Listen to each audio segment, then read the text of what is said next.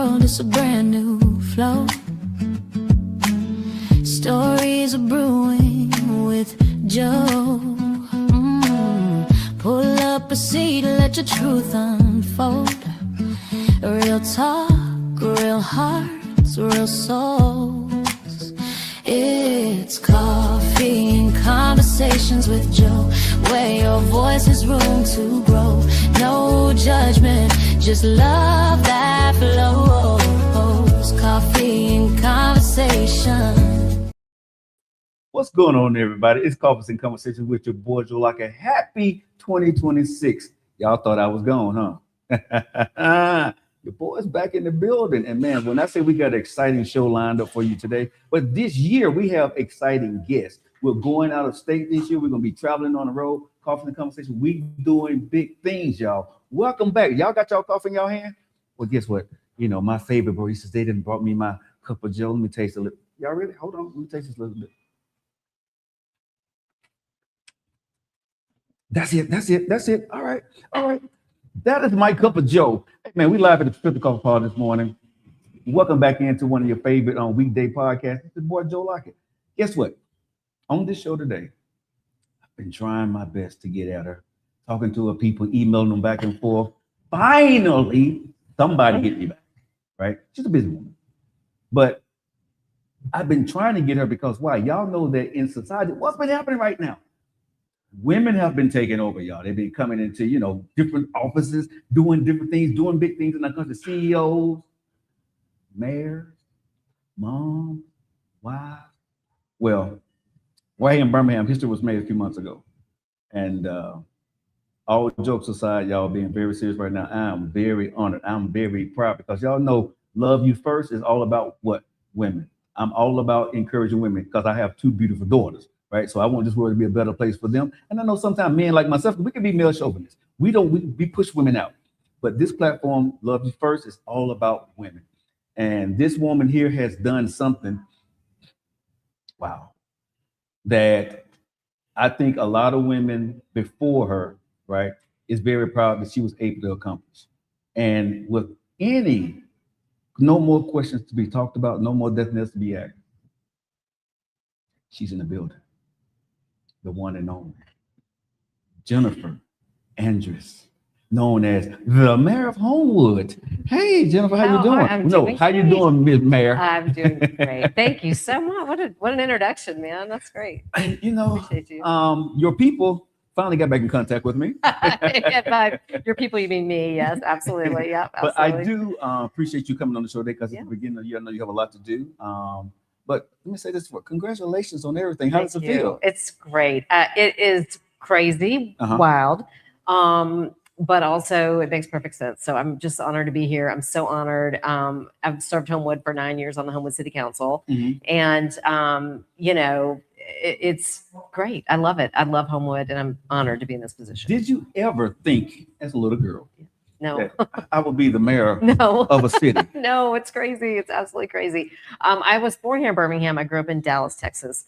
And, I'm a servant at heart. My mother's always been a servant at heart. I went to Epic right down the street, and my mom was the PTO mom from when I was a kid. And so I always learned the servant model from her. When I went to University of Texas, I was a student senator at University of Texas. So it's, I have a big personality. My dad has a big personality. So I want to serve and I have a big personality. So I ended up running for city council in 2016. And towards the end of that term, that possibility entered my head, and I did not run in 2020. It did.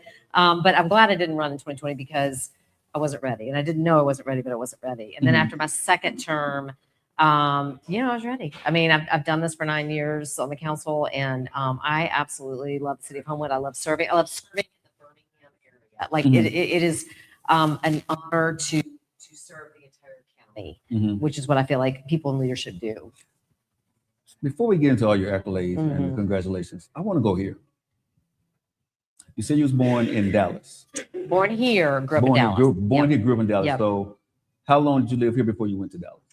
6 years. 6 years. So you did a few years in Dallas. I was at Epic for a couple of years and moved, I think, during the middle of my first grade year. Okay. So how were you in school? I was all right. I was okay. I could kind of get away with things, but you know, Well, wait a minute, get away with things. I just mean wait a minute, Mayor. not like I was not a studious person. I was involved. If I could go back in time and be a better student, I would definitely do that. And I tell my two sons that all the time.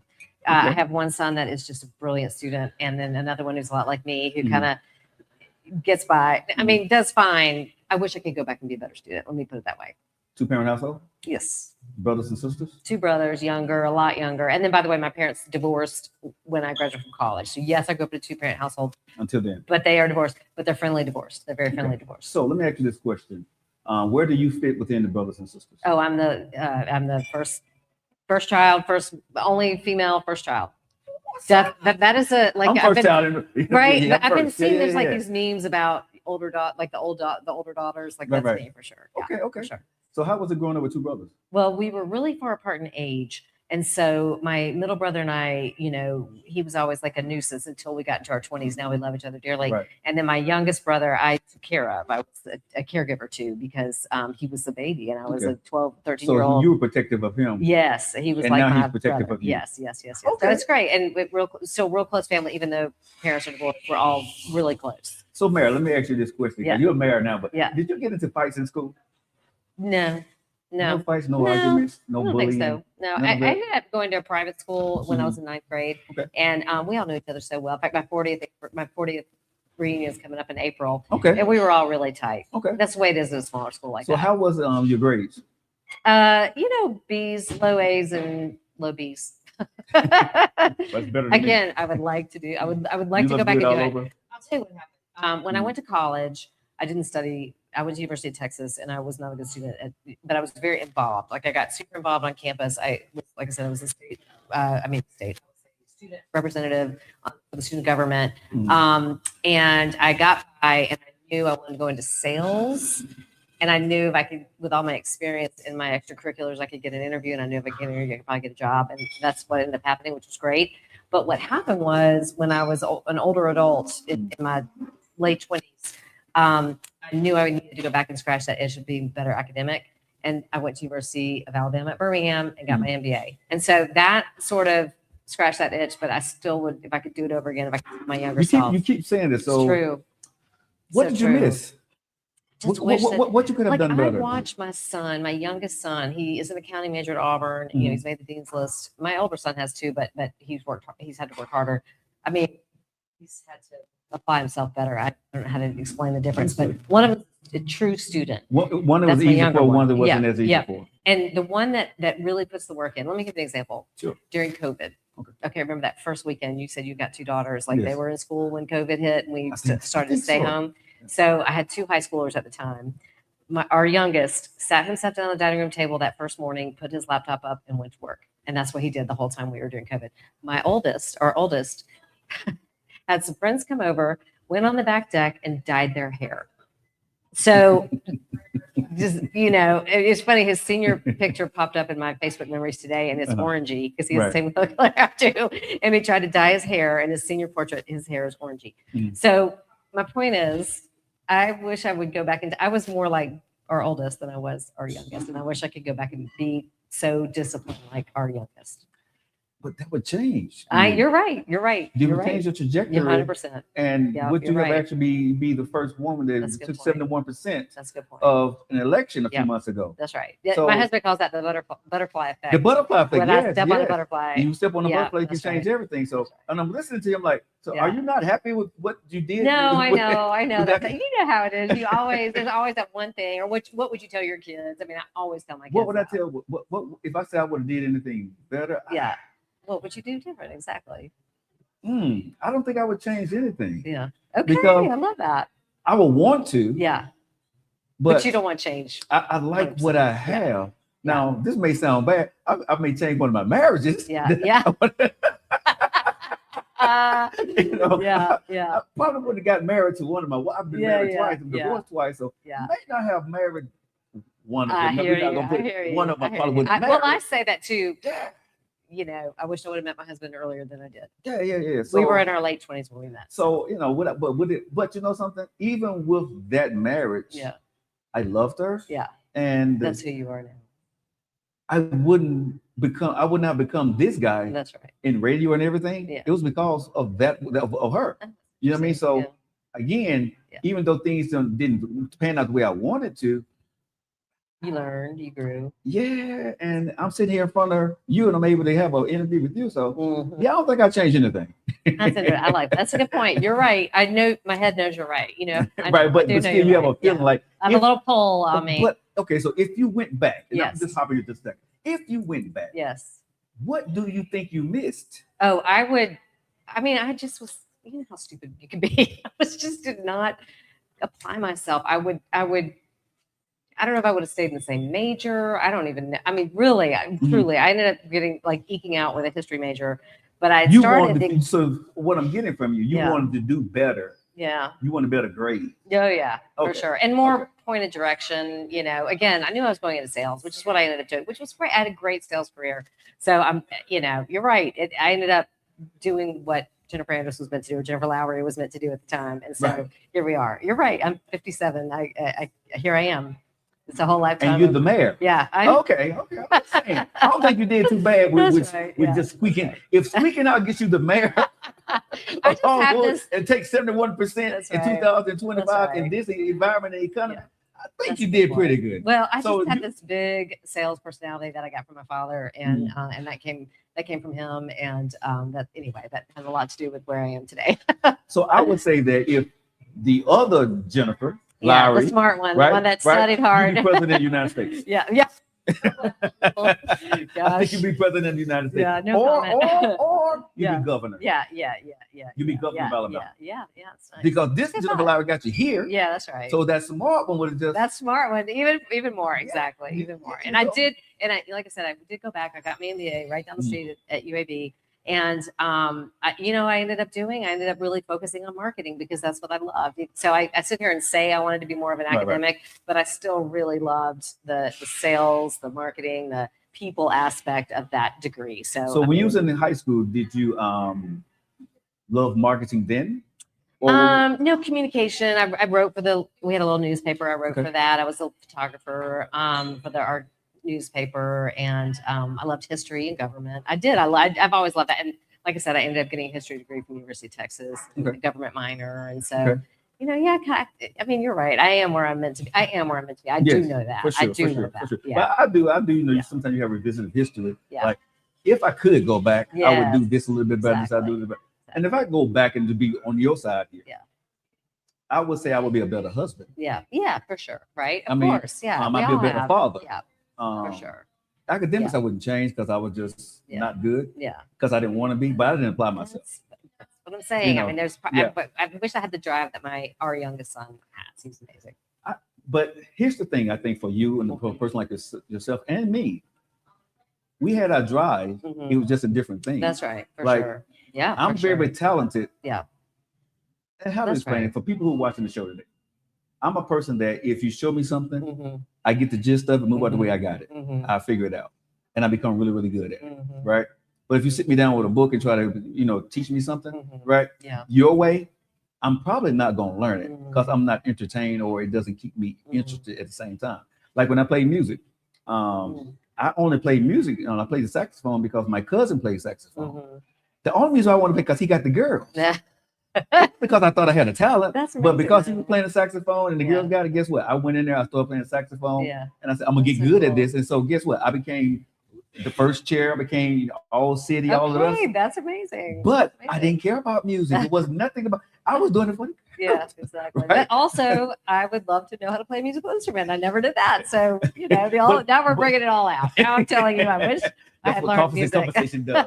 But that is awesome to think about. So you didn't think about really no politics that I'm gonna be in front of people and No, how did I get? Well, it's everyone who knows me knows how I got involved. There's a project that I've been working on, a public safety project I've been working on Mhm. since 2012, and it's a bridge. I'm a runner, and so I'm out on the roads a lot, Mhm. and there's a bridge in my neighborhood that is very unsafe, that's used by a lot of people. And so that's how I got involved in city council. But I was always serving. I was the PTO president at Shades Cahaba Elementary and worked at the Bell Center, in the service guild, served them. And So like I said, I got that from my mom. I've always been a servant. And, this bridge project that we're still working on, that we're making great progress on, it is going to happen in our lifetime. But it's one of those things that just takes, you got to be the right people in the right place. And so I ran for city council in 2016. And that's how it happened. And if you guys are listening right now, you see she went into that mirror mode real quick, like she was thinking of, we'll get this bridge. Yeah. She's sending messages out subliminal to y'all. Y'all It is coming. I promise. Y'all need to get that bridge down. Okay? Yeah, it's coming. It is coming. When you was in high school, yeah, and before you went to college, who'd you go to the prom with? I had a boyfriend my senior year. My junior year, I went. Like I said, I went to a small private school in Dallas, and I went to a couple of different. You knew all the private school kids, and so I went to a couple of different proms with some friends, just friends. That must be nice. Yeah, it was fun. It was a lot of fun. I just had some fun friends that I went to. So the boyfriend that you went to, but did y'all follow each other in college, or y'all kind of separated? He had went to my high school. He was a little bit older than me, so he was in college at the time. Okay. And sadly he passed away about 10 years ago. So wow. Yeah, David Liston. Yeah. So you went to college. Did you get scholarships out of school? No, I didn't get a scholarship. No, I went to University of Texas. This was in the 80s, and so I'm not sure I could get into UT now. Again, going back to the grades. Right. But I went to UT, and I loved it. And what did it cost? $400 a semester or something? Okay. I mean, it was a totally different situation. Now, let me ask you this, because I've asked a few people this. Is education at a college? I mean, so you went to UT, or you went to Harvard. Is the education an education? Again, what'd you put into it? I didn't put enough into it. If I had gone to UT and really put myself into it, then absolutely, but I didn't. Does the school matter? I guess what I'm asking. I think it is what you make of it. I have two college age kids, and I worked. One of them, our oldest, went to Birmingham Southern, and I actually went to work there when he started in the admission department. Before I was there for about 3 years until it closed, and so that's a small environment, and he got a lot out of it, and he learned how to apply himself. He was the one that was dyeing his hair during COVID, so he learned how to study and got better at that, and then transferred to Auburn with the shutdown at BSC. And so, I think it's what you make of it. I mean, you could go to Auburn and disappear, or, just like I went to UT and kind of disappeared in the classroom, or you can really work hard and excel. And that's what he's doing right now, which I'm really proud of him for doing that. So I think it just depends on what you put into it. So, same thing with BSC. I mean, you can't really disappear at a small school like that. Right. But the opportunities were there, and it was an amazing institution, rest in peace. So Mary, let me ask you this question. When did you realize you was a leader? Probably, that's a good question. You know what? I'll tell you what happened. I'll tell you a story. We got time, right? I'll tell you a story. Okay. Let's go. Okay. When I went to UT, and this is going to sound like poor pitiful me, and I don't mean it to.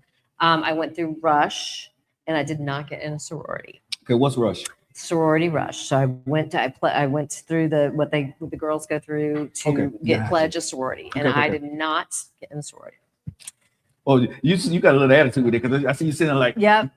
Well, this is another one of those life lessons that I share with my kids all the time, or any kid that wants to listen. But I did not get into a sorority, and I was living in a dorm, and everybody around me were getting ready to pledge, and it was a horrible feeling for a 17-year-old girl to be surrounded by what you thought you wanted, but it turns out I learned a lesson that it's, like you said, that was not meant to be, but my other path, which is where I am, how I ended up getting here today. True story. So I got involved with campus organizations because I wasn't studying very hard. So I had the time to put myself, to serve in other capacities. So I got involved in other organizations like campus. And they put me in charge of the March 2nd Texas Independence Day celebration. It was my first committee. I was the chair of the March 2nd Texas Independence Day celebration. And it was our sesquicentennial. It was 150 years. It was 1986.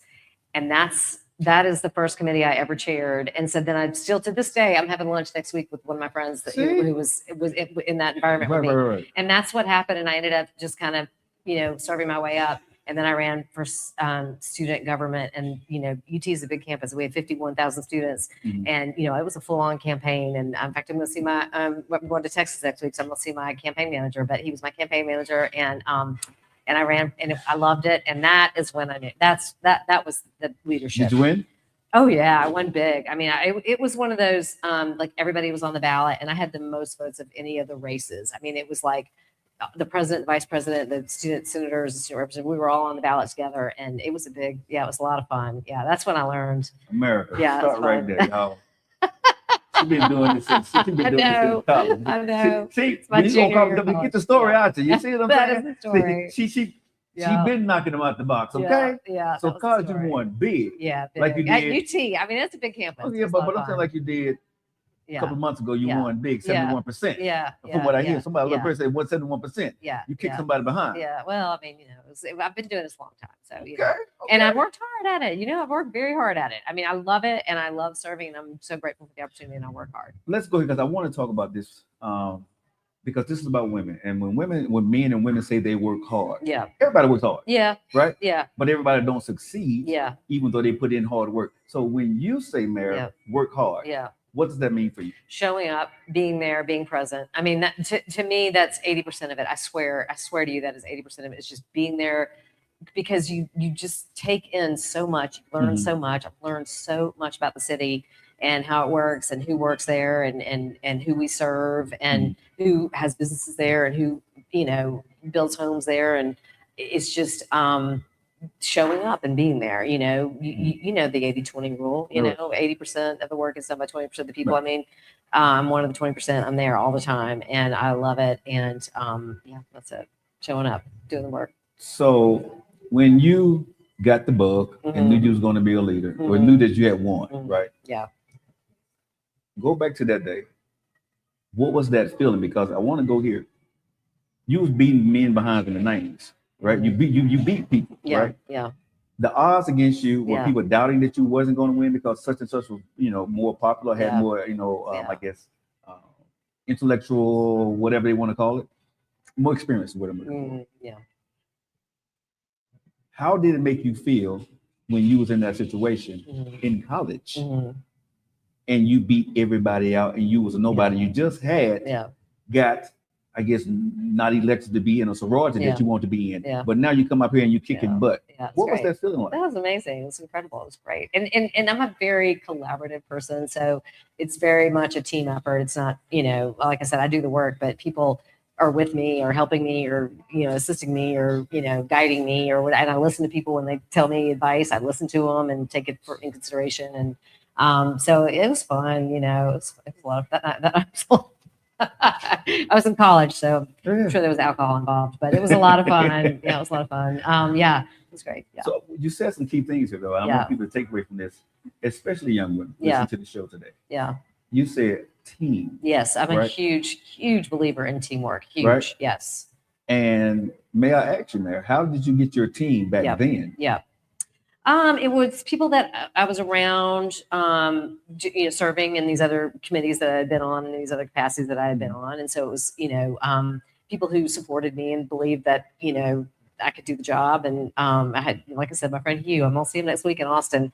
Can't wait to text him and tell him I talked about him today. But he was a huge help, and we knew each other from other committees. And so just, it's this, I want to say every situation I've been in, it's been about the people and the people that I work with and the people that, I connect with. And, like, for example, we talked a little bit about this before we went on air, but regional cooperation is a huge, tenet of mine. And it's more than serving the city of Homewood, which I do and I love, and I do, 24 hours a day. But we represent Homewood in Jefferson County, and Jefferson County needs to be successful for Homewood to be successful. So I am honored to work with leaders in Jefferson County, with the other mayors and the other councilors and the commissioners and state representatives and state senators, because we need to be a strong region for all of us to be successful. And so that's the kind of, work that I like to do, because I don't know everything. I mean, I got a passion and I got a big mouth and I know a lot of people, but there's a lot of strengths I don't have, and there are people around me that have that, and that's who needs to be on my team too. So it's all about creating a network and being valuable to them, and they're valuable to you. And we call on each other and we depend on each other. Wow. I want to go here with you. How did you meet your husband? We were in a friend group. Remember, I said I wish I would have met him earlier. I was in a previous relationship, and we were in a friend group, and we went on a whitewater rafting trip. to Chattanooga to the Ocoee, and then Okay. we were friends for about a year and a half while I was spiraling out of another relationship. Who made the first move? It was mutual. Our first kiss was midnight on New Year's Eve, Wait a year minute. 2000, right down the street. Okay. Right down the street at Okay. the former Bell Bottoms. Okay.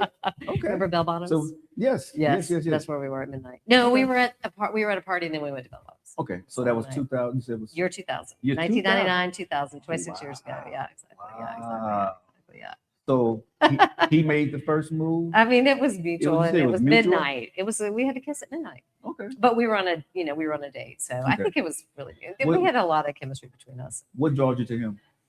Oh, he's such a great guy. So sweet and kind and fun and funny. He's very funny. He's very like low key funny. Like he's not. You don't know he's funny until you're like, oh, he's funny. Right, he's right, really right, funny. So right, yeah, right. we had a long build up of a great friendship and a Right. great base for that. Right. And he's awesome. He's a great guy. When you found out you was first pregnant? what Oh was yeah, feeling that like? was immediate. Oh my gosh, we got married. Like I said, we were a little bit later, like early to mid 30s, and so right after we got married, we're like, we're just gonna start trying to have babies, and we got pregnant immediately.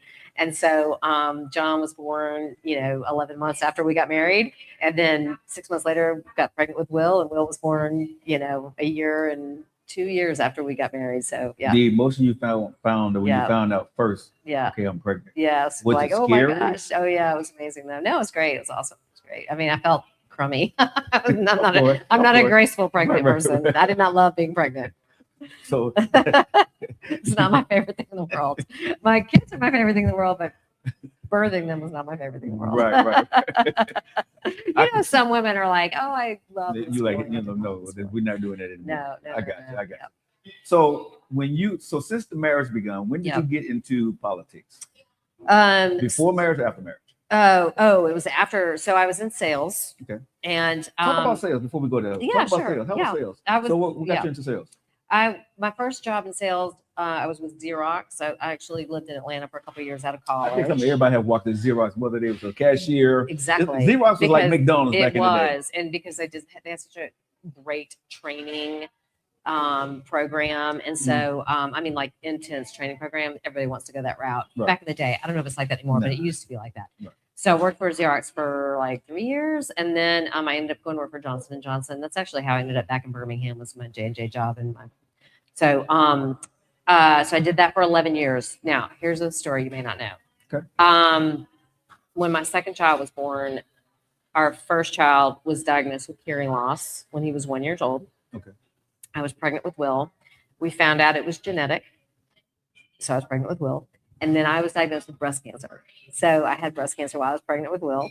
And then I had surgery and a mastectomy during that. This was the summer of 2004. Wow. And so then Will was born and diagnosed profoundly deaf at birth. And so now I have 2 deaf babies, and I am a breast cancer patient at this point. So I quit my job. So we're all great. Everybody's great. Like I said, both my kids are on the Dean's List at Auburn, but they went through, John had hearing aids. That was our older one. Our youngest ended up getting 2 cochlear implants. I had another mastectomy. So I've had a double mastectomy and reconstruction, radiation. And then, so I was a stay-at-home mom, taking them to therapies, learning how to speak, learning how to use their hearing devices. John ended up later getting cochlear implants. So they're both bilateral cochlear implant wearers. And when they were babies, they went to the Bell Center in Homewood. And I got involved with the service guild there. So same thing, now I'm serving. I ended up being an officer there and spending many, many, many years serving the Bell Center, probably 10 years serving the Bell Center. And then they got to the elementary school, and I ended up getting involved with the PTO and ended up being the PTO president. And then once they were old enough and I could spend time on myself, I started running, like really hardcore running. And so then I ended up as the president of the Birmingham Track Club. We had 1,200 members, and that's how I ended up getting involved with my bridge. Or the bridge that I want to fix, and that's how I ended up running for city council. That's the whole story. That's Wow. the whole. You are completely caught up now. Conference Conversation That's 226. it. That's right. You just said a lot. I know. I just was thinking. I just threw a lot at you, didn't I? Wow. It's all good. But It's all wow. good. It's all good. But Everybody's I great. know people listening to this and watching Yeah. this like, Yeah. It's all what good. in the world? I know. What? Wait a I minute. know. What? I You did know. what? And what? I know. And you It's a and you lot. and look at you now. What? It's a Okay, lot. so let's unpack this just a little. Okay. Being pregnant, Yeah. Yeah. Yeah. Yeah. having cancer, Yeah. and finding out about your Yes. son. Yes. Yes. All of that. Can you please Yes. try to explain, Yep. right? How did you get through that? Well, my husband and our doctors and our families, but it was crazy. John was 11 months old, so it was in April, and he went to get tubes. He had been chronically having ear infections unrelated to the hearing loss. So Gotcha. there's conductive hearing loss, and there's sensory neuro hearing loss. Conductive is something you can cure with, something that's related to infections. Sensory neuro is like, that's it. He was sensory neuro, but we didn't know it. We had no idea because he was past his hearing screen at birth. Every newborn in Alabama is given a hearing screen. He passed his hearing screen at birth. So we had no idea. We had no idea. Mm. So when the kids go and get their tubes, again, we didn't know this. They put you in an audiological booth and they do a test, Mhm. and that's how they determine the hearing loss. So I will never forget that day when the audiologist told us he has. At the time it was mild to severe, ended up being severe to profound, but mild to severe hearing loss. He needs hearing aids. He will need them for the rest of his life, and insurance won't cover them. But you go ahead and call them, but they're not going to cover them. I mean, I'll never forget that ever. And so that was in April. Wow. And then at the same time, I had a lump in my breast on my left side, and it was like I was pregnant, so I thought it was a milk duct. I thought it was a clogged milk duct. Mhm. And so in May, he was getting his hearing aids, and when they're little babies, and you get the molds made. They grow out of their molds the minute you get them made. And so they squeal all the time. And so he had the squealy hearing aids that he would fall off. They're babies. And so they pull them off all the time. Right. It was brutal. And then I had this lump in my breast. And so they did a biopsy finally in June. And, I got that result on June the 10th. And then on June the 11th, we scheduled, I think my surgery was that Monday. So I got the results on Thursday, met with the doctor on Friday, scheduled surgery on Monday, had a single mastectomy. And then going back to the hearing loss, when John had his tubes put in, he was under anesthesia. They drew blood and did a blood test and determined that it was a genetic cause. So it's called connexin 26, and the hair cells in your cochlea that pick up the sound waves and move it back to your cochlea, to your auditory nerve, they're damaged or not there. And so that's what happened. That's the story. Wow. Yeah. That's the story. As a woman, Yeah, it's wild, huh? How does that make you feel when you know what you had to do, Yeah. but still be? Yeah, you just got to do it. Yeah, you got to do it. Yeah, that's it. I mean, that's the way I am, like checklist, like do. Like, what do I can got to tell. do? Yeah, it's from my mother. My mother gave me that skill. I can tell you have a man personality. Yeah. Like, my dad's a big because when I'm listening to you, Yeah. right? As a matter of fact, Yeah. this is what had to be done. Yeah, it had to be done. You know what I'm saying? And Yeah. it is what it is. Let's Yeah. keep it moving. Yeah. Next. Exactly. Yeah. And I mean, I had some family history on the breast cancer. Like my mom was diagnosed in 2000. Everybody's great. My aunt was diagnosed in 2003, and I was diagnosed in 2004. Not BRCA, something we haven't been tested for anything since. But yeah, it's just I knew you just got to do what you got to do. I mean, I was 35, I think. All right. Yeah. So no more reoccurrences. No, it's been great. I had some scar tissue that popped up that freaked me out, but it was fine. And then I had what's called a tram flap, where they take your transrectus abdominis muscle and they move it up. That's what they make your new chest out of. But so I had a little mishap 3 years after that. In 2008, I had a hernia, so I had to have surgery for that. But it's all good. It's all good. It's all good. It's great. I'm great. It's great. My mom's great. My aunt's great. As I'm great. sitting here and having this coffee with you this morning, you don't freaking quit. Yeah. It's just my personality. I don't know. No, really. Yeah. I know people are watching this, right? Yeah. And they're saying to themselves, got to be like, yeah, no emotions, just moving through it. Yeah. She's well, it's good been with so it. long. I mean, but because if still. I would have told the story 10 years ago, I probably would have cried. But it's been so long. No, but I'm It's just saying, but Yeah. as a matter of fact, like, okay, this is what happened, this is what got to be done. And even if I'm telling that story right, 20 years later, I know. and sometimes I'll be sitting there like, sometimes I do cry. I'll be sitting there like, I'm not telling the story. I'll be sitting there like, Yeah. I don't want to talk about that right now. Yeah. But Yeah. I'm glad you were okay with it. But Yeah. Again, also thank you for sharing the story with us here on Coffees and Conversations, because that's a lot. It's a lot. But seeing that you went through all of that, Yeah. Crazy. And you still wanted to lead, you still wanted to give back to people. You didn't go into depression, because a lot of people, those stories end in depression. You know what I'm saying? They have to go through things like that, and you didn't. Me sitting here talking to you before I get into your political career, because I know that's what people want to get into. Mayor, what are you afraid of? Oh, you know, I'm afraid of mean people on the internet. I don't like, Trolls? I know. Yes, yes, I hate internet trolls. I hate them so much. It just hurts my heart. I mean, but you know, you just turn the cell phone off. I know. I need to turn off the comments. Don't read. Exactly. Well, and I did that during the campaign, because I get my feelings hurt. Like someone our kids grew up together and they're like bashing me on the internet. Like that stuff hurts my heart. I mean, I know that sounds crazy. My husband was just like, oh my gosh. He's like, please don't listen to any of that. And I'm like, oh, I definitely are getting mean emails. It's true. That stuff hurts. That does. I know. It's crazy. But you went into politics. I know. It's crazy. I know.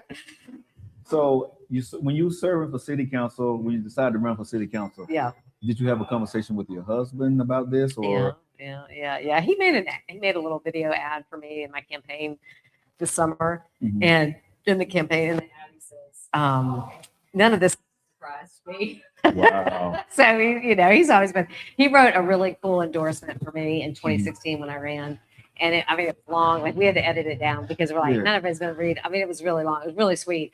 But he talked about, a lot of the things that, just stuff I'd gotten involved in and things I had spearheaded. And, he's just like, this is who she is. I don't know if you remember the story. A few years ago, 10 years ago, there was a large digital billboard that someone put on some unincorporated land in Homewood. I don't know if you remember the story. But it was before I was involved with, before I was at the city, but I got involved as a citizen because it was just this massive digital billboard in the middle of a neighborhood. It was very inappropriate, and it was and I got involved in that billboard, and they took it down. Like we protested and we went after some of the advertisers, and they took it down. They moved it to the interstate, which is where it should have gone. But anyway, it's a long story. But my husband's like, in that endorsement he wrote, he said, she can move big digital billboards. He was like, she can do a lot, and she can move big digital billboards. So I see, like, if you see a problem, you're going to go after it. Yeah, exactly. You're gonna make a phone call. Yeah, you're gonna send an email. And it may not be that I know what to do. Yeah, but I know people who do know what to do. Or you're gonna find out. What it is. Or you're gonna find out what we need to do. Because I'm listening to you, right? Yeah. I have some of your traits. Yeah. But I don't have all your traits. Yeah. I have a trait of leadership. If I'm in the elevator and something happening, I'm going to be the one trying to figure out what's going to happen. Yeah, exactly. But I'm not going to go after everything unless it just, I see somebody being wrong in some kind of way, or if I feel like I can make a difference. But even though sometimes I know I can make a difference, but I know I'm not going to put the energy behind it, I'm not going to, open myself up to it. Yeah. Because a lot of things now I have to know when to say no. Yeah. Because my energy and my time is very important to me. Yeah. And so I don't get involved in a lot of things now. Because some people had asked me when I was in the radio, Joe, you should run for city council. Oh, yeah. I said no. Yeah. Because they wouldn't like me. Yeah. Because I'm very direct. Yeah. And I have a foul mouth. Yeah. Oh, no, I do have a foul mouth. I have a very foul mouth. I am very foul mouth. I will say that. Sorry, it's true. But, I'm going to be honest with you. For me, politics doesn't work. Yeah. Because I got to try to smooth and cruise with you, so we can get what we want. It got to be a compromise when I know all we got to do is move from here to there. Yeah, right. You know what I'm saying? Yeah, I do. It's like checkers, right? Checkers, you go boom, boom, boom. Chess, you got to do here. But here, you can only go half a move. Because giving back. Because now it's a give and take. Yeah. And it has nothing to do with the main cause of what needs to really be done. Yeah. Exactly. It's just to appease somebody that you know what I'm saying? That's politics for me, and I get it. Yeah. That's the game. Well, and you represent. Right. So your constituents, like there may be things that I would have voted for, except for my constituents didn't want me to. And so I represent my constituents. So I have to vote the way. And I've said that out loud from the dais before. I've said, this is what my constituents want. This is what I'm their representative. I'm here as a representative. So you do have to do that. And I think that's important. I think it's really important for anyone in government to know you do not have a monolithic constituency. There are people who are different. You can't bring your own agenda into it. I mean, not agenda is the wrong word. Obviously I had an agenda because I want to make this bridge safer, but I'm not partisan about it, or I'm not, you know what I mean? Like when I say agenda, I mean, yes, I had goals, but you not, can't bring your own personal You agenda can't. and just go after that. right. You know, so your agenda needs to be for the people. Exactly. Right. Gotcha. Exactly. So you got to serve. Yeah. So, Yep. I want to go back to a few months ago, election night, Yeah. It was fun. right? Yeah. Were you nervous? Yeah.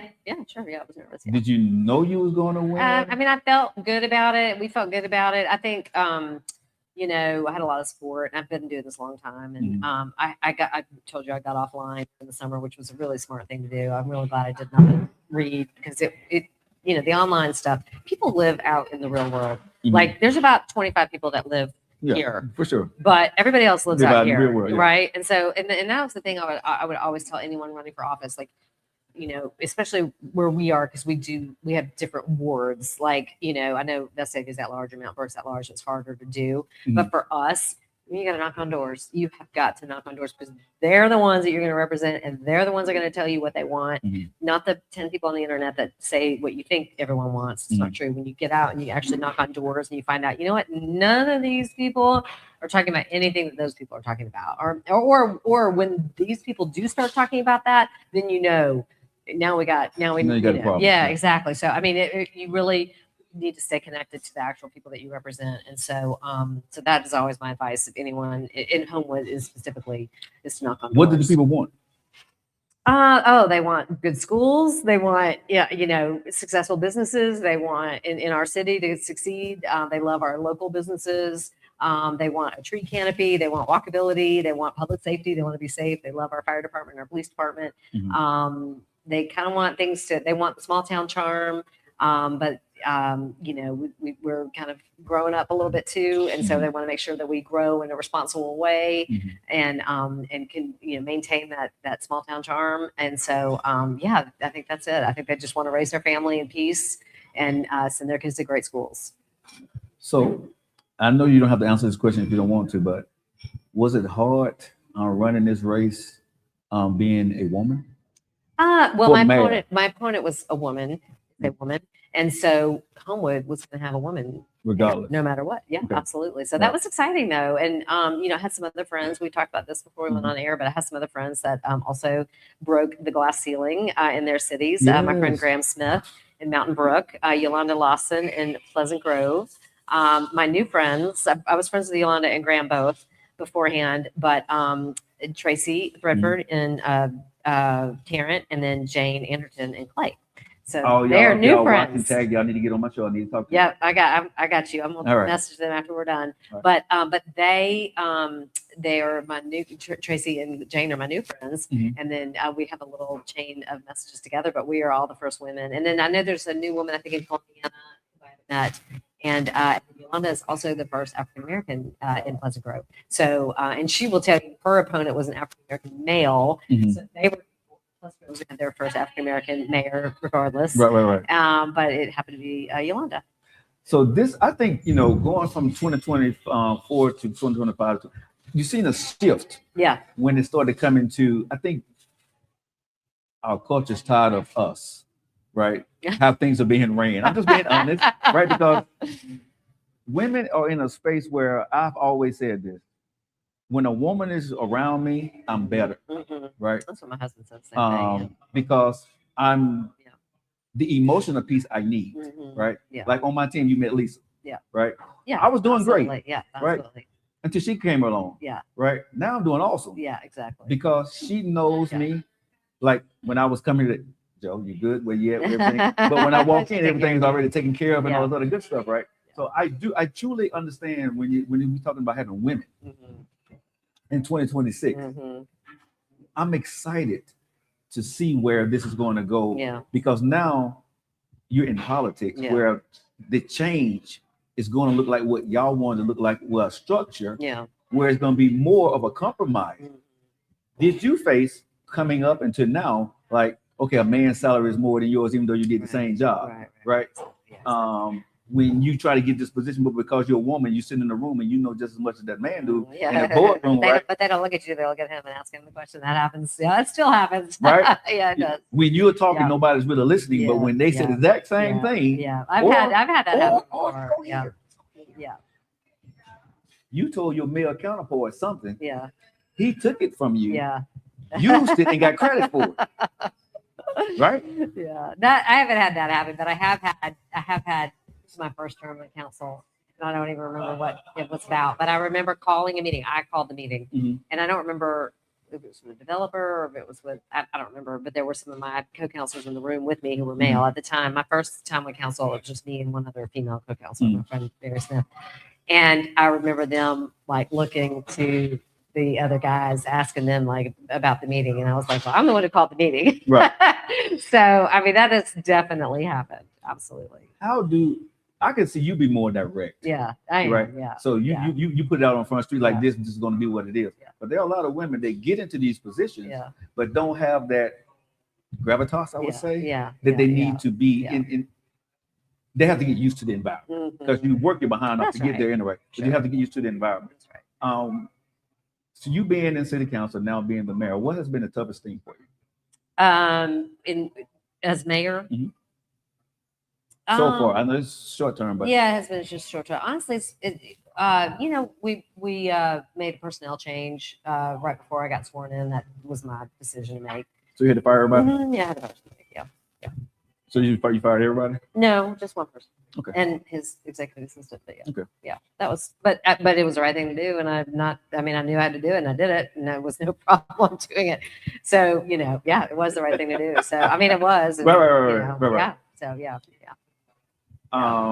So I want to go here with you. What do you? Well, your term is 2 years or 4 years? It's 4. 4 years. Mhm. So in 4 years, what does your Homewood look like under your Good under question. you? Well, I'll tell you this: we are about to go through a comprehensive planning session or comprehensive planning, entire process. And so we're bringing in a planner from Franklin, Tennessee. He's actually originally from Vestavia, so he is familiar with the area. And our public meetings kick off in January 28th at 6:00. We're kicking off about an 18-month process. So really, what I want doesn't really matter. What I want more than anything is for our citizens to be super involved in this process, and they're going to have that opportunity. And I've told you before, my strength is moving or accomplishing or getting everyone motivated to get together to solve something. My strength is not looking at it and saying, here's what we need to do. Right. Okay. So like what you were talking about earlier in the elevator, you're like, Right. I'm the one who's figuring out what to do. Well, I'm the one that's like telling you figure out what to do. And then I'm like, here's what you need to do. Here's what you need to do. Here's what you need to do. Gotcha. So what I want Homewood to look like, it doesn't matter. I will say what I want Homewood to look like is I want a sidewalk on every street. I want our schools to stay where they are and public safety to stay where they are. And our trees and our businesses to thrive and our locally owned businesses to, remain and be just thriving. And, we've got some areas of the city that are growing, our West Homewood area is growing. And so I want to see how that continue. But the rest of that, we've got opportunities at Brookwood Mall, I know you've heard about that. That's been going on for years. No, I don't know where we are with Brookwood Mall now. So well, we're under construction where the Belk used to be. That's Andrew's Sports Medicine. Okay. So we're really excited about that. Okay. There's still a whole other part of the property. Right, because someone bought that property. Yes, so Fairways owns that. And so Okay. we're just kind of waiting to see what they want to come forward with. Okay. So I'm ready for that to kind of move forward. But we got some beautification projects coming. The Piggly Wiggly's under construction now. So that's going to be right there on our main corner. And we've got a really fun project on Highway 31 where we're doing some improvements to walkability and kind of improve some of that thoroughfare and hopefully do some beautification there. And so it's just getting better and better. We got young women watching the show today. Mm-hmm. And to where you are now, Mm-hmm. for the next 4 years, you have this position. For a woman or a young lady aspiring to be the next, Jennifer Andress. Yeah. What would you say to her if she's getting out of high school, getting ready to enter into college? Mm-hmm. What would you say to her, to get to where you are? Because it wasn't direct for you. It wasn't a calling for you. Right. It was through being rejected. Yeah. Right. Yeah. Yeah. Went into something, it worked out for you, liked it, and then you ran for something else, and then it kind of catapulted from there. That's right. So it sort of sounds like happenstance. Happened for you. Yeah. But a little girl watching you, a young lady watching you right now, I'm like, I want that. Yeah. What would you say to her? Well, find out what motivates you and what you love doing. And so, again, we kind of talked about this before we went on air. It turns out what I love doing, and what I'm doing in my other job at Freshwater Land Trust with the Red Rock Trail System, turns out what I love doing is quality of life issues. So for me, it's connectivity, walkability. It's getting out, walking out the door of my house and walking downtown to get something to eat with my husband and walking back, or taking our dog on a long, beautiful walk through the neighborhood, or picking up a trail, or heading out to Red Mountain. So find out what you love doing and serve that. So that's, for me, it was, I was a runner. I've always been a runner my whole life.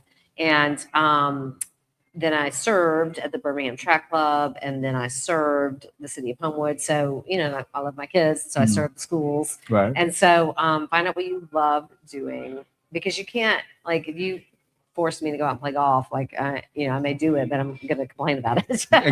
That's how, like, me running. Right. That's me Exactly. running. Yeah. So find out what you love doing, and then serve it, really be a servant.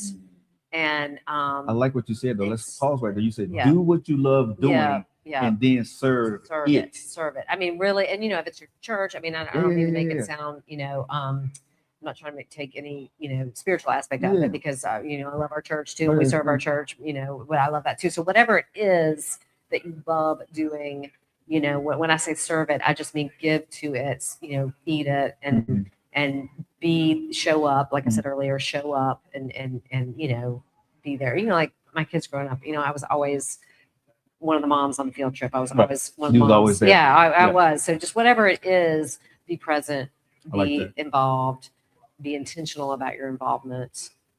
It just, like you said, it builds on from there. I like that. So you said something that I always ask my guests, and I'm gonna take this into 2026. You're spiritual. You believe in God. Yeah, right. For sure.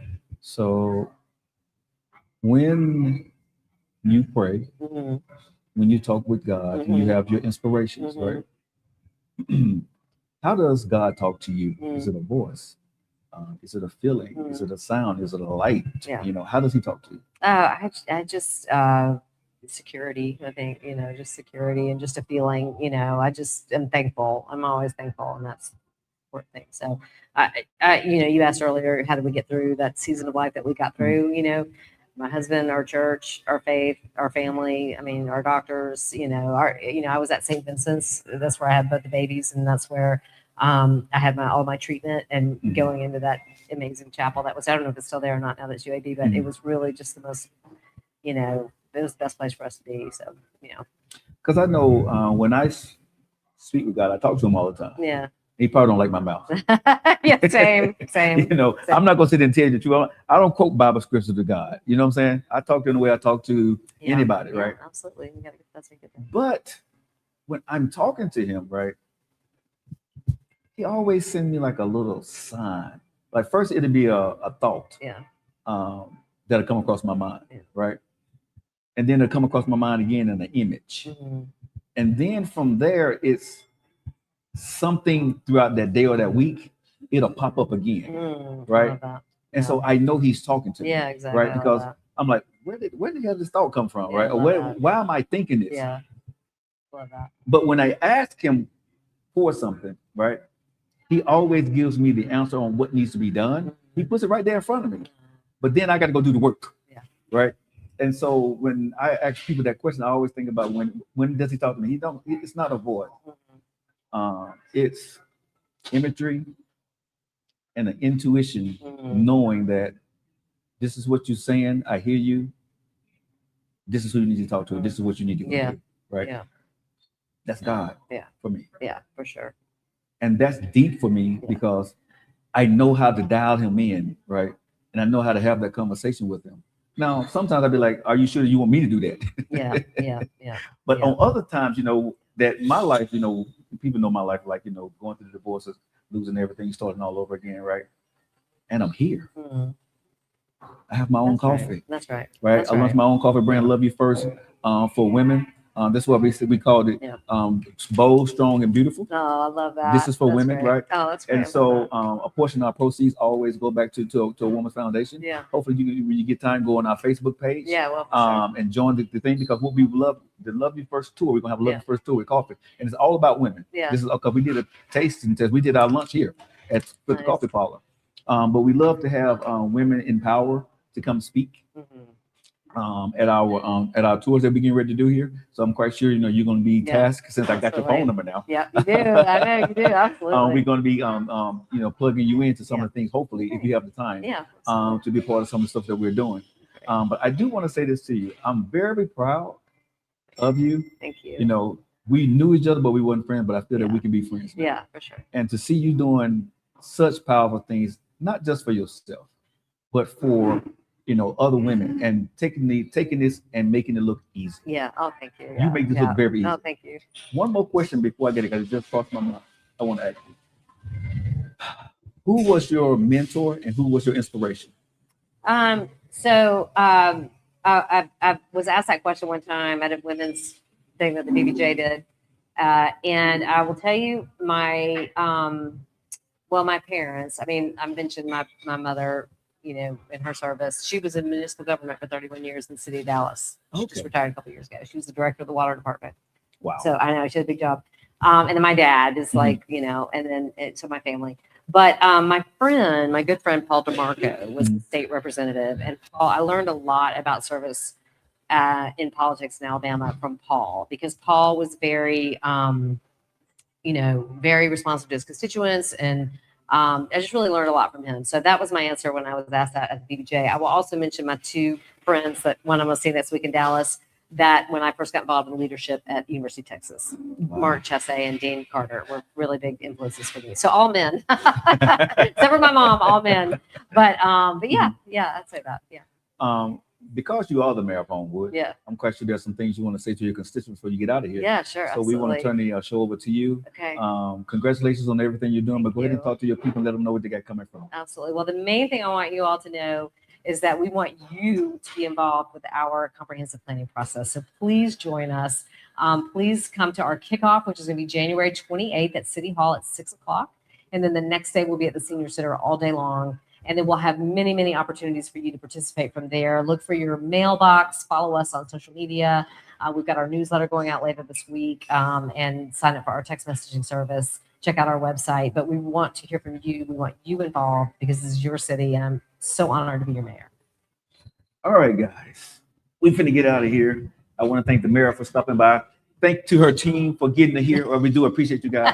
Y'all, we got another exciting guest coming up next week. Y'all make sure y'all support these women out here. We got some great stuff coming up in 2026. I'm so happy. I'm back, y'all. You know how I feel about you, right? I love you. Y'all guys have a great day, and I'll see you guys next week.